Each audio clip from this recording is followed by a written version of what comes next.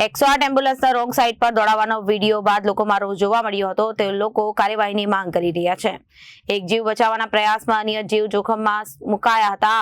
સુરતમાં 108 એમ્બ્યુલન્સ દ્વારા wrong side પર ઉપયોગ કરવામાં આવી રહ્યો હોવાના મુદ્દે શહેરમાં ચર્ચાનો માહોલ સર્જાયો છે।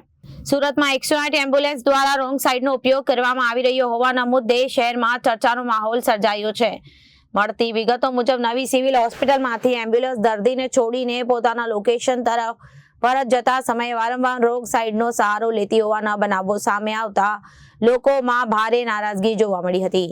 એમ્બ્યુલન્સની પ્રાયોરિટી વાહન હોવા છતાં નિયમોનો ભંગ કરતા આવા બનાવો અકસ્માતની સંભાવના વધારતા હોવાનું નાગરિકોનું કહેવું છે।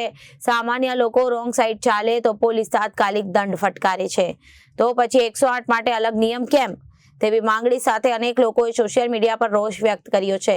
શહેરના ટ્રાફિક નિષ્ણાતોનું માનવું છે કે એમ્બ્યુલન્સને ઇમરજન્સી સમયે છૂટછાટ છે, પરંતુ દર્દી ઉતારીને પરત જતી વખતે નિયમનો ભંગ યોગ્ય નથી અને આ બાબતે પોલીસ તંત્ર સજાગ થઈને યોગ્ય કાર્યવાહી કરે તેવી માંગ ઉઠી છે।